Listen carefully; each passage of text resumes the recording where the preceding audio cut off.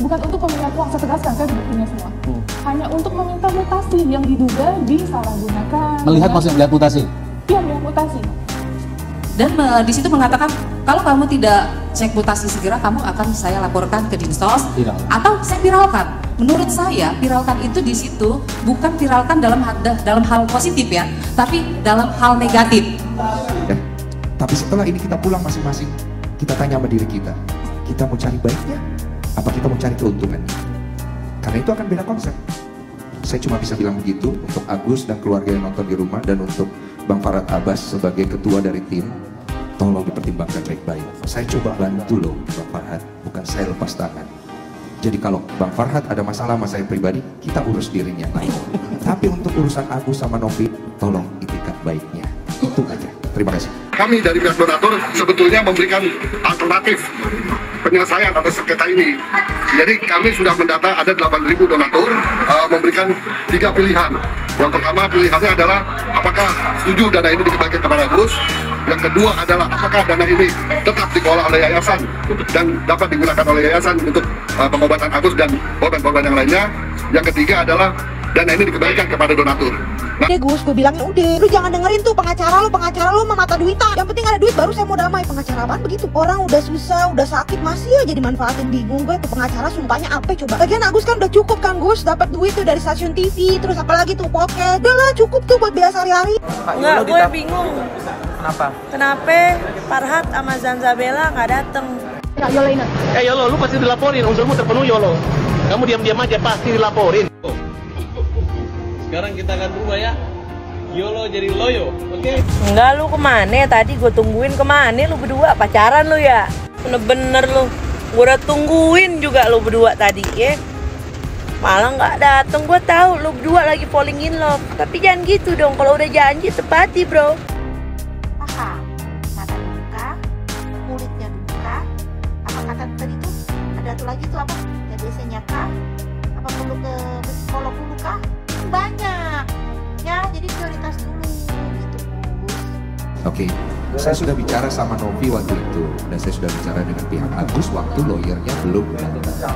Saya bilang setelah podcast saya yang terakhir, ada apapun itu saya akan bantu mediasi supaya kedua belah pihak bisa ketemu titik temu. Bahkan saya berkata apabila Novi membawa lari uang ini atau menggunakan uang ini dengan disalahgunakan, saya akan sikat dia. Saya fair kok. Artinya saya menjaga uang ini tetap diperuntukkan untuk Agus. Pertanyaannya, mau dipakai buat apa dulu? Akadnya adalah untuk pengobatan Mas Agus. Terjadilah di situ kesalahpahaman, dan saya coba untuk menyelesaikan dengan baik. Oke? Saya tahu kasus ini akhirnya jadi besar setelah keluar dari podcast saya, karena banyak orang yang akhirnya ikut masuk ke dalam, dan saya pikir itu hak masing-masing. Tapi saran saya, kita ini kan orang dewasa, bapak-bapak orang pintar hukum, yang satu adalah orang yang bertugas di kemanusiaan. Kita cari jalan yang terbaik untuk Agus, karena biar bagaimanapun Agus ini korban, oke? Tapi jangan jadikan Novi korban berikutnya. Sampai sini paham ya? Karena kita sama-sama punya hati, dan hukum itu berangkat dari moral dan hati kita. Kita mau cari titik ketemu, dan saya tahu kedua belah pihak sama-sama terpojok sekarang. Hancur Agus nanti, dan Novi nanti juga kenapa-napa. Buat apa? Ini ranah yang sebenarnya sederhana, akhirnya kemana-mana. Pribadinya orang disenggol. Tontonan macam apa yang kamu kasih ke generasi kita? Masalah hukum tetap di substansinya. Jangan kemana-mana. Masalah personal yang lain bicarakan di hal yang lain, supaya semuanya ketemu titik baik. Tapi kalau kayak begini, gak akan ketemu kita.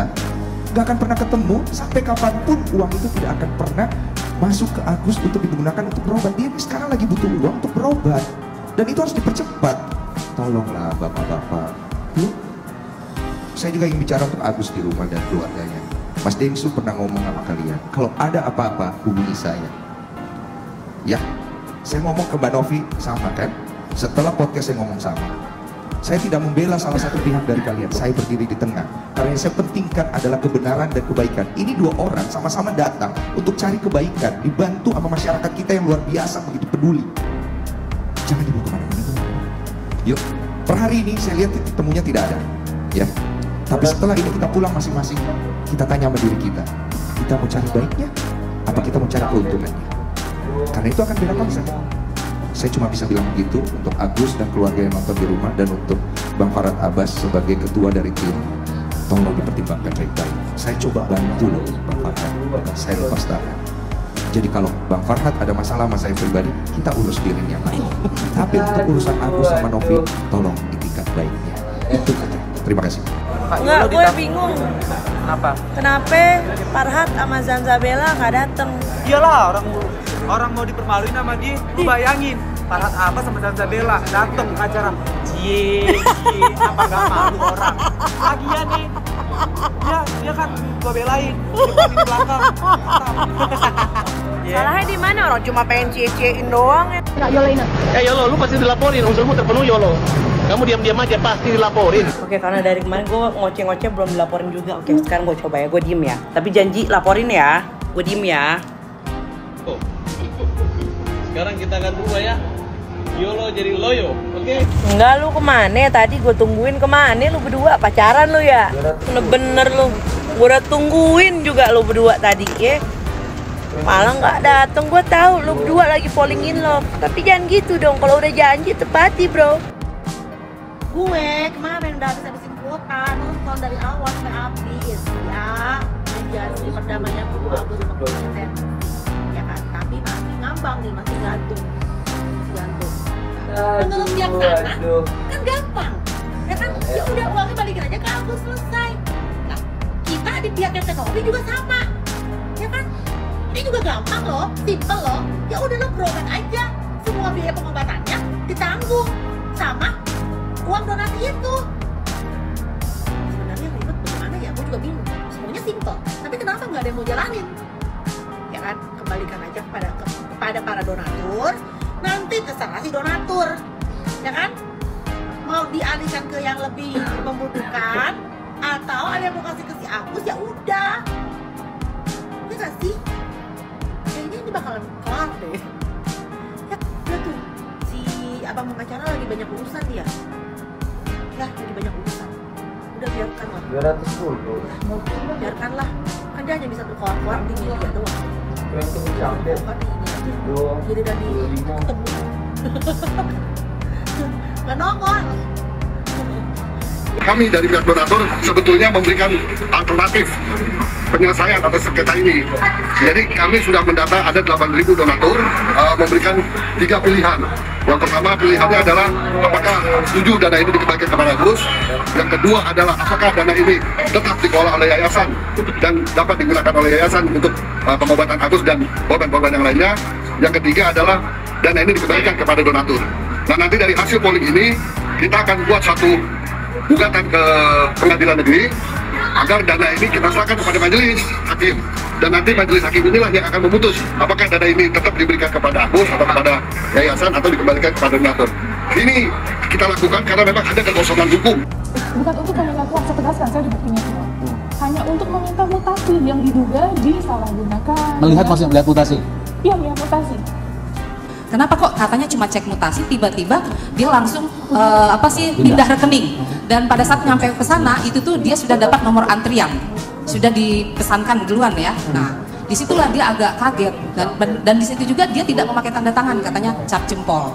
Nah, itulah makanya dari situlah kami sebagai kuasa hukum melihat ini ada tindak pidana yang tidak baik begitu loh. Pemindahan dari dana pribadi, ya dugaan dana pribadi masuk ke yayasan dan disertai dengan ancaman. Kalau menurut Mbak Novi ancaman, saya cuma ngomong dinsos. Mungkin kalau menurut buat kita orang awam mungkin dinsos mah biasa. Cuma buat Agus seperti ancaman ya. Apalagi pada saat itu memang dia sedang butuh dan sedang memang keadaannya tidak baik. Dan di situ mengatakan kalau kamu tidak cek mutasi segera, kamu akan saya laporkan ke Dinsos atau saya viralkan.